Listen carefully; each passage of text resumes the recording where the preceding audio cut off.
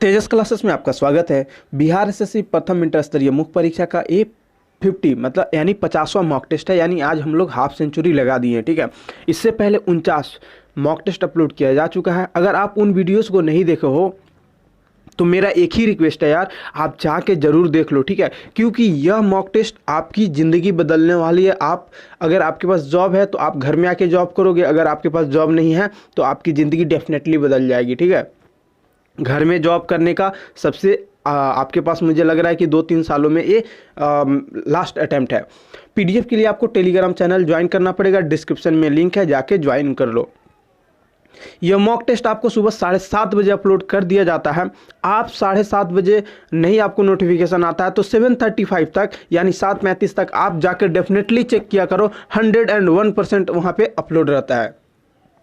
इससे पहले हम लोग 20 यूनिक पब्लिकेशन का मॉक टेस्ट किए थे, 17 प्लेटफॉर्म का और 14 स्पार्क में था, जिसका आज 13वां मॉक टेस्ट है। इसके बाद बस एक है जो कल ख़त्म हो जाएगा। उसके बाद हम लोग किरण लेके आएंगे। उसके बाद मैंने ये ऑर्डर किया, अब तक आया नहीं है, ये इस अड्डा 247 का मॉक टेस्ट है। इसको करेंगे। फिर से एक मॉक टेस्ट और बच रहा है, संदर्भ का एक मॉक टेस्ट और किसी पब्लिकेशन का, उसको भी हम लोग करके कंप्लीट करके एक दूसरा मॉक टेस्ट लेके आएंगे। देखो, आज का जो पहला प्रश्न है उससे पहले मैं 2-3 बातें आपको बोलूँगा। आपको सबसे पहले क्या करना है, कॉपी और पेन उठा के बैठ जाना है। दूसरा, आपको अपना स्कोर कमेंट्स करना है। तीसरा, प्रत्येक प्रश्न के बाद आपको 5 सेकंड का समय मिलता है, जिसमें आपको पहले खुद से अटेम्प्ट करना होता है। आज का पहला प्रश्न है, प्रतिमा परक व्यक्तित्व अमृता शेरगिल का जन्म स्थान है।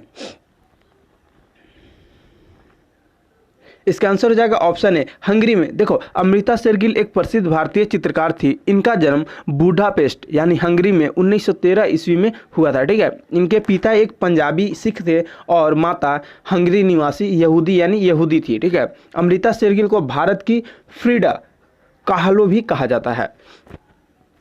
अगला प्रश्न है, निम्नलिखित में से कौन विश्व का सबसे बड़ा खनन पतन है।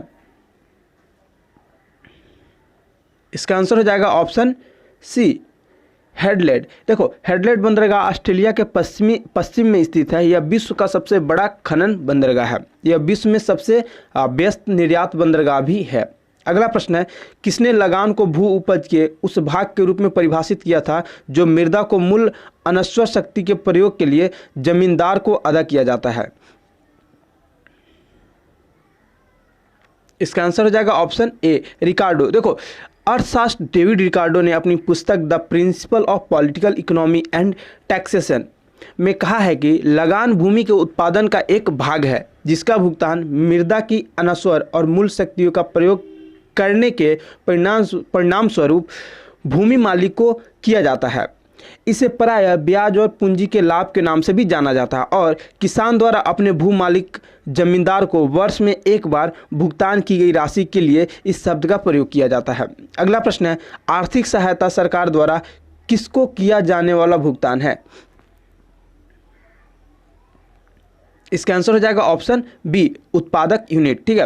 देखो, आर्थिक सहायता कहे तो उत्पादन लागतों को कम करने और उत्पादन वृद्धि को प्रोत्साहन देने के लिए सरकार द्वारा उत्पादकों और आपूर्तिकर्ताओं को भुगतान के रूप में सब्सिडी यानी आर्थिक सहायता प्रदान की जाती है। उदाहरण, किसी उत्पाद की अस्थायी लागत पर निश्चित भुगतान किया जाता है, जैसे किसान को न्यूनतम गारंटी मूल्य प्रदान किया जाता है। चलो, अगला प्रश्न है, विदेश में कार्य कर रहे भारतीय बैंक का लाभ किसका भाग है। इसका आंसर हो जाएगा ऑप्शन ए, विदेश में अर्जित उद्यम वित्तीय आय से। अगला प्रश्न है, मंत्रिपरिषद सामूहिक रूप से किसके प्रति उत्तरदायी होता है। इसका आंसर हो जाएगा ऑप्शन सी, लोकसभा के प्रति वो उत्तरदायी होते हैं, चाहे वो राज्यसभा से ही होके क्यों ना मंत्री बने हो। अगला प्रश्न है, भारतीय संविधान में राजनीति के निर्देशक सिद्धांतों की संकल्पना कहाँ से अंगीकृत की गई है। इसका आंसर हो जाएगा ऑप्शन ए, आयरलैंड और स्पेन से। अगला प्रश्न है, निम्नलिखित में से किस अधिनियम में नियंत्रक महालेखा परीक्षक नामक पद का सुझाव दिया गया। इसका आंसर हो जाएगा ऑप्शन सी, 1935 का अधिनियम से। अगला प्रश्न है, वह पहला राज्य कौन सा है जिसने परिसीमन के अधीन मतदान कराया। इसका आंसर हो जाएगा ऑप्शन डी, कर्नाटक राज्य में पहली बार परिसीमन के अंतर्गत मतदान हुआ था। अगला प्रश्न है, निम्न में से किस राज्य में विधान परिषद है? इसका आंसर हो जाएगा ऑप्शन ए, ठीक है, कर्नाटक में। आपको बताना है कितने स्टेट में फिलहाल विधान परिषद है और उन स्टेट्स का नाम बताना है, मैंने 3-4 वीडियो में आपको बताया है। अगला प्रश्न है, बीजापुर अपनी किस चीज के लिए जाना जाता है? इसका आंसर हो जाएगा ऑप्शन बी, गोल गुंबज के लिए जाना जाता है। देखो, कर्नाटक में बीजापुर स्थित है जो गोल गुंबज के लिए जाना जाता है। मोहम्मद आदिल शाह का मकबरा है, इसका निर्माण याकूत के द्वारा किया गया था। अगला प्रश्न है, रूस के पॉपुलिस्ट आंदोलन अराजकतावाद के सह संस्थापक सदस्य कौन था? इसका आंसर हो जाएगा ऑप्शन ए, मिखाइल बैक्यूनिन। अगला प्रश्न है, यूएसए में सैन फ्रांसिस्को में गदर पार्टी का स्थापना किसने किया था? इसका आंसर हो जाएगा ऑप्शन ए, लाला हरदयाल के द्वारा किया गया था। अगला प्रश्न है, कोलकाता में उच्चतम न्यायालय की स्थापना किसके द्वारा की गई थी? इसका आंसर हो जाएगा ऑप्शन ए, 1773 का जो विनियामक अधिनियम था यानी रेगुलेटिंग एक्ट था उसके द्वारा। अगला प्रश्न है, सत्यशोधक सभा के संस्थापक महाराष्ट्र में कौन थे? इसका आंसर हो जाएगा ऑप्शन डी, ज्योतिबा फुले। अगला प्रश्न है, निम्नलिखित में से कौन सी नदी मकर रेखा से 2 बार गुजरती है? इसका आंसर हो जाएगा ऑप्शन बी, लिम्पोपो। अगला प्रश्न है, क्रिकेट बैट के लिए विलो कहां से प्राप्त होता है? इसका आंसर हो जाएगा ऑप्शन सी, पतझाड़ी वन से प्राप्त होता है। अगला प्रश्न, एशिया की सबसे बड़ी नदी कौन सी है? इसका आंसर हो जाएगा ऑप्शन बी, यांगसी नदी। अगला प्रश्न है, ग्रहण के दौरान पड़ने वाली छाया का सबसे काला भाग क्या कहलाता है? आपको ये बताना है। इसका आंसर हो जाएगा ऑप्शन बी, प्रछाया कहलाता है। अगला प्रश्न है, विपदा के लिए योजना बनाने का मुख्य उद्देश्य क्या कम करना है? इसका आंसर हो जाएगा ऑप्शन बी, क्षति कम करना है। अगला प्रश्न है, वायुमंडलीय घटना के अध्ययन को क्या कहा जाता है? इसका आंसर हो जाएगा ऑप्शन बी, मौसम विज्ञान कहा जाता है। अगला प्रश्न है, जैव विविधता अभियान पर सम्मेलन का सचिवालय कहाँ स्थित था? इसका आंसर हो जाएगा ऑप्शन सी, मॉन्ट्रियल में। अगला प्रश्न है, भूमध्य रेखा निम्नलिखित में से किस देश से होकर नहीं गुजरती है?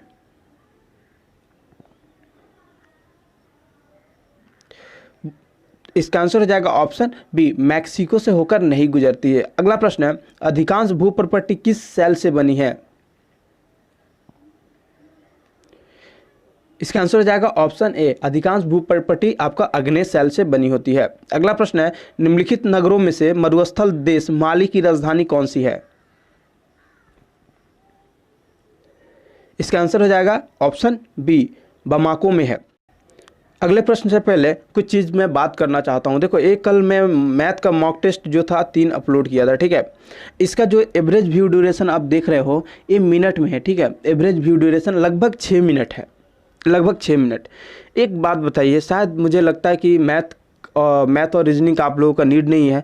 मैं मैथ कल अपलोड किया था, आज रीजनिंग का मैं अपलोड नहीं करूंगा, मैं पीडीएफ दे दूंगा, आप लोग वहां से पढ़ लेना, ठीक है। शायद मुझे लग रहा है कि आप लोगों को नीड नहीं है। इसका ये देन है कि इसका जो है ये आप देख सकते हो, एवरेज व्यू ड्यूरेशन कोई मेहनत कर रहा है। अगर आप लोग 6 मिनट देख रहे हो, यार मैंने देखा था आप लोगों 70 के आसपास 60 लोगों के आसपास आप लोग कमेंट किए थे, बाद में 10-15 लोग का कमेंट आया था, लगभग 70-75 लोग कमेंट किए थे। और 70-75 लोग भी अगर आप लोग फुल देखोगे तो ये एवरेज व्यू ड्यूरेशन तो नहीं हो सकता है, ठीक है। देख लो, ये टाइम अभी का है, मैंने इसलिए दिखाया है कि है टाइम आप लोग देख लो थोड़ा सा।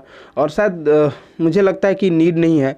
बाद बाकी चलो छोड़ो, आप लोग को सब चीज़ मिल रहा है, फिर आप लोग नहीं कर पा रहे हो तो ये तो इस पर मैं कुछ कमेंट नहीं करना चाहूँगा। मैं जब प्रिपरेशन में आया था उस समय था नवंबर 2017, ठीक है। मैंने बहुत मेहनत किया और 1 साल में मैंने 5 से 6 जॉब ले लिया। आज की डेट में मैं बीपीएससी पिछले बार भी मेंस लिखा था, इस बार भी मैं मेंस का मेरा चल रहा है। अब मैं मेंस इसलिए मैं बहुत सारा वीडियो आप लोगों को नहीं दे पाता हूँ। आप लोग हिंदी बोलते हो, आप लोग मैथ रीजनिंग बोलते हो, तो मेरे साथ भी प्रॉब्लम है कि थोड़ा सा समय का अभाव है मेरे पास, ठीक है। ये एक मेन रीज़न है। और मैं इतना करके भी मैं अपने मेंस पे 8 घंटे के बाद ही मैं आप लोगों के लिए वीडियो बनाता हूँ। उतना करने के बाद भी अगर आप लोग का ये रिस्पॉन्स रहेगा यार, तो इस रिस्पॉन्स पे तो फिर समझ रहे हो मैं निगेटिव वर्क कर रहा हूँ, मैं पॉजिटिव वर्क नहीं कर रहा हूँ। क्या पढ़ना चाहिए क्या नहीं पढ़ना चाहिए आप लोग नहीं तय कर पा रहे हो, तो इस पर कुछ बोलना। मैं बार बार अपने वीडियोज़ में बोलता हूँ, आप देखो यार आपको क्या पढ़ना है क्या नहीं पढ़ना है, क्या छोड़ना है, ठीक है। फिर भी आप लोग हार्ड क्वेश्चन, ये क्वेश्चन वो क्वेश्चन, अगर मेरे ऊपर ट्रस्ट कर रहे हो तो ट्रस्ट करो, तो मैं कैसे लेके चल रहा हूँ। आज बाकी चलो छोड़ो, फिलहाल मैं इसको क्लोज रख रहा हूँ मैथ को। रीजनिंग का मैं आज वीडियो नहीं डालूंगा, मैं PDF अपलोड कर दूंगा। बाद बाकी जो आपका वन लाइनर और मॉक टेस्ट चलते रहेगा। जैसा लगेगा आप लोग बताना कि क्या करना चाहिए मुझे। चलो अगला प्रश्न है, तुम मुझे रक्त दो मैं तुम्हें आज़ादी दूंगा, इन शब्दों का श्रेय किसको प्राप्त है। इसका आंसर हो जाएगा ऑप्शन ए, सुभाष चंद्र बोस के द्वारा ये लाइन कहे गए थे। अगला प्रश्न, स्वामी मंदिर बनवाया था, यह इस समय किस राज्य में स्थित है। इसका आंसर हो जाएगा ऑप्शन बी, कर्नाटक। अगला प्रश्न है, ग्रामीण निर्धनता को दूर करने के लिए पूरा मॉडल का पक्ष समर्थन किसने किया। इसका आंसर हो जाएगा option D, doctor APJ Abdul Kalam के द्वारा। अगला प्रश्न है, गुट निरपेक्षता का मूल रूप से क्या अभिप्राय है। इसका आंसर हो जाएगा ऑप्शन ए। देखो, गुट शक्ति गुटों के प्रति तटस्थ था, ठीक है। अगला प्रश्न है, गुरु शिखर क्या है। इसका आंसर हो जाएगा ऑप्शन डी। देखो, अरावली का जो उच्चतम शिखर है उसी को गुरु शिखर बोलते हैं। अगला प्रश्न है, प्रस्तावना के अनुसार परम शक्ति किसके हाथों में होती है। इसका आंसर हो जाएगा ऑप्शन डी, ए, जनता के हाथ में होती है। अगला प्रश्न है, नूरजहां का असली नाम क्या था। इसका आंसर हो जाएगा ऑप्शन ए, मेहरुनिसा। अगला प्रश्न है, दक्षिण अफ्रीका में पालन की जाने वाली प्रजातीय भेदभाव नीति को क्या कहा जाता है। इसका आंसर हो जाएगा ऑप्शन सी, रंग भेद की नीति। अगला प्रश्न है, निम्नलिखित में से दिल्ली का अंतिम सुल्तान कौन था। इसका आंसर हो जाएगा ऑप्शन डी, दिल्ली का अंतिम जो सुल्तान था वो था इब्राहिम लोदी। कैसे, जो पानीपत का प्रथम युद्ध हुआ था 1526 में, उसमें बाबर और इब्राहिम लोदी के बीच हुआ था। इब्राहिम लोदी हार जाता है और तो दिल्ली सल्तनत यानी गुलाम वंश का शासन खत्म, दिल्ली सल्तनत बोलो, गुलाम नहीं, वो खत्म हो जाता है। अगला प्रश्न है, भारत के मुख्य चुनाव आयुक्त की नियुक्ति कौन करता है। इसका आंसर हो जाएगा ऑप्शन बी, राष्ट्रपति के द्वारा किया जाता है। अगला प्रश्न, पूंजी बाजार नियामक कौन है। इसका आंसर हो जाएगा ऑप्शन सी, सेबी। सेबी का जो फुल फॉर्म होता है security and exchange board of India, और इसका स्थापना 12 अप्रैल 1992 को हुआ था। अगला प्रश्न है, किसी उच्चतम न्यायालय को पहली महिला मुख्य न्यायाधीश के होने की गौरव प्राप्त है। इसका आंसर हो जाएगा ऑप्शन डी, हिमाचल प्रदेश उच्च न्यायालय को। अगला प्रश्न है, भारत में मौद्रिक नीति किसके द्वारा बनाई जाती है। इसका आंसर हो जाएगा ऑप्शन बी, RBI के द्वारा बनाई जाती है। अगला प्रश्न है, तराई के प्रथम युद्ध में निम्नलिखित में से किसको पृथ्वीराज चौहान ने हराया था। तो मोहम्मद गोरी को पृथ्वीराज चौहान ने हराया था। और तराई का प्रथम युद्ध जो हुआ था 1991 में हुआ था। द्वितीय जो युद्ध हुआ था 1992 में हुआ था, ठीक अगले साल, जिसमें मोहम्मद गोरी पृथ्वीराज चौहान को हरा देता है। अगला प्रश्न है, भारत के गणतंत्रीय दल की स्थापना किसने की। इसका आंसर हो जाएगा option C, doctor BR Ambedkar के द्वारा किया गया था। अगला प्रश्न है, निम्नलिखित में से वस्तुओं का कौन सा जोड़ा संयुक्त आपूर्ति का एक उदाहरण है। इसका आंसर हो जाएगा ऑप्शन डी। देखो, ऊन और भेड़ का मांस जो है संयुक्त आपूर्ति का आपका उदाहरण है, ठीक है। चलो इसको हम लोग थोड़ा सा डिटेल में और मैं बता देता हूँ। एक ही इनपुट से दो या दो से अधिक वस्तुओं के उत्पादन को संयुक्त आपूर्ति कहा जाता है, ठीक है। अगला प्रश्न है, 49वें समांतर द्वारा किन देशों को पृथक किया जाता है। आपको बताना है 49वें समांतर द्वारा किन देशों को अलग किया जाता है। इसका आंसर हो जाएगा ऑप्शन ए, USA और कनाडा को अलग किया जाता है। अगला प्रश्न है, ज्वारीय वन को अन्यथा क्या कहते हैं। इसका आंसर हो जाएगा ऑप्शन सी, मैंग्रोव वन कहते हैं। अगला प्रश्न है, पर्यावरणीय प्रदूषण को किसके द्वारा नियंत्रित किया जा सकता है। तो देखो, पर्यावरणीय प्रदूषण को परमाणु विस्फोटकों पे रोक लगाकर, ठीक है, विद्युत वाहन विनिर्मित करके, ठीक है, ये भी सही है। गंदे पानी का उपचार, ये भी सही है। ऑप्शन डी हो जाएगा उपयुक्त सभी। अगला प्रश्न है, भारतीय राष्ट्रीय कांग्रेस का पहला मुस्लिम अध्यक्ष कौन था? इसका आंसर हो जाएगा ऑप्शन ए, बदरुद्दीन तैयब जी। अगला प्रश्न है, राज्यसभा का पीठासीन जो अधिकारी कौन है? आपको बताना है। पीठासीन अधिकारी बोले तो एक्स ऑफिशियो चेयरमैन, वो कौन होता है? इसका आंसर हो जाएगा ऑप्शन ए, भारत का उपराष्ट्रपति। अगला प्रश्न है, भारत का मसालों का उर्वरक क्षेत्र कौन सा है? इसका आंसर हो जाएगा ऑप्शन सी, केरला। ठीक है। अगला प्रश्न है, जोग प्रपात कहाँ स्थित है?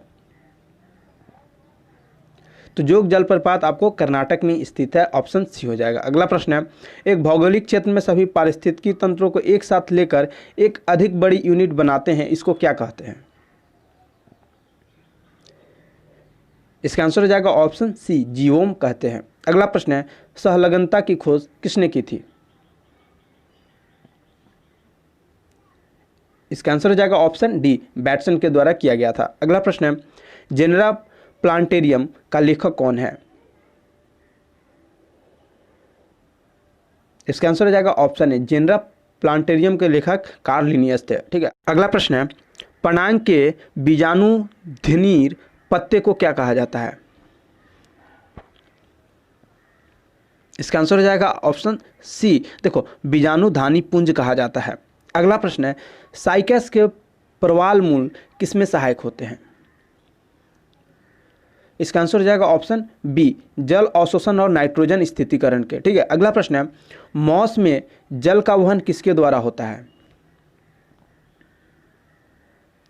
इसका आंसर हो जाएगा ऑप्शन डी, पैरेनकाइमा के द्वारा होता है। अगला प्रश्न है, फ्लोएम में सहचर कोशिकाएं किसमें पाई जाती है?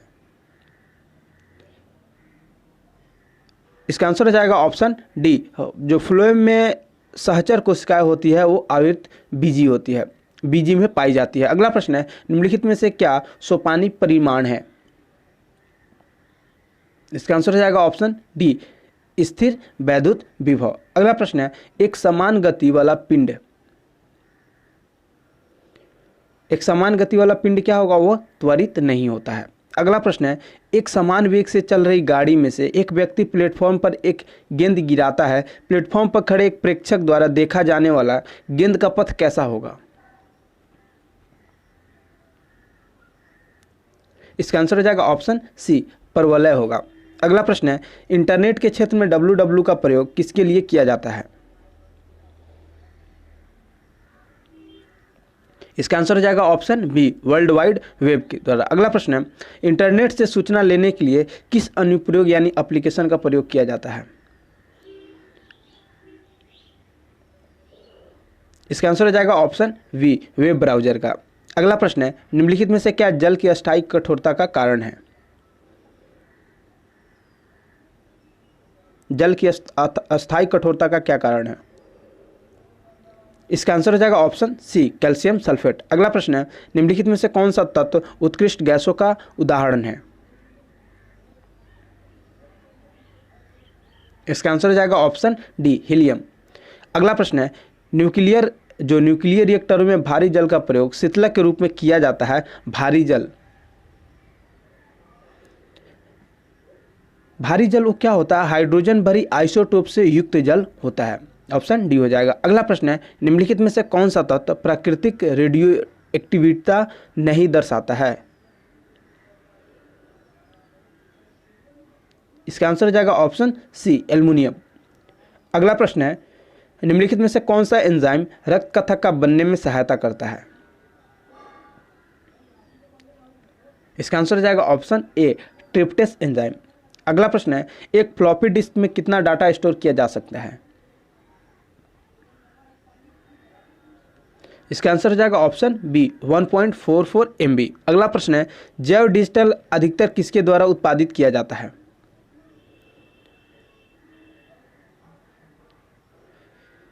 इसका आंसर हो जाएगा ऑप्शन डी, यूफॉर्बिक एसिड। अगला प्रश्न है, पुष्पहीन पादपों को क्या कहते हैं? इसका आंसर हो जाएगा ऑप्शन डी, क्रिप्टोगैम कहते हैं। अगला प्रश्न है, निम्नलिखित में से ऊष्मा का अच्छा चालक लेकिन विद्युत का खराब चालक कौन सा है? इसका आंसर हो जाएगा ऑप्शन ए, अभ्रक। ठीक है। अगला प्रश्न है, स्वचालित वाहनों का रेडिएटर में प्रतिहिम के रूप में किस पदार्थ का प्रयोग किया जाता है? एथिल अल्कोहल और H2O का प्रयोग किया जाता है। ठीक है। अगला प्रश्न है, गंदे पानी के उपचार में अवसाद होज का क्या कार्य है?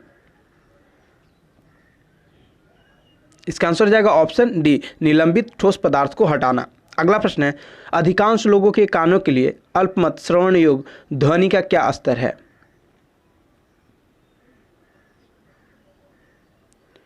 इसका आंसर हो जाएगा ऑप्शन बी, 0.002 म्यू बार। ये यू नहीं है, म्यू है, म्यू बार।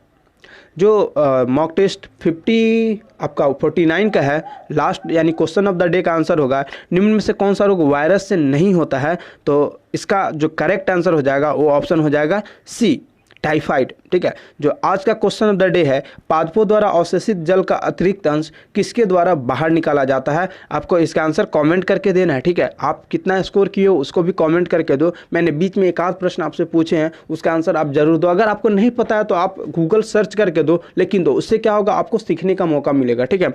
आज के लिए इतना ही, मिलते हैं हम लोग अगले वीडियो में।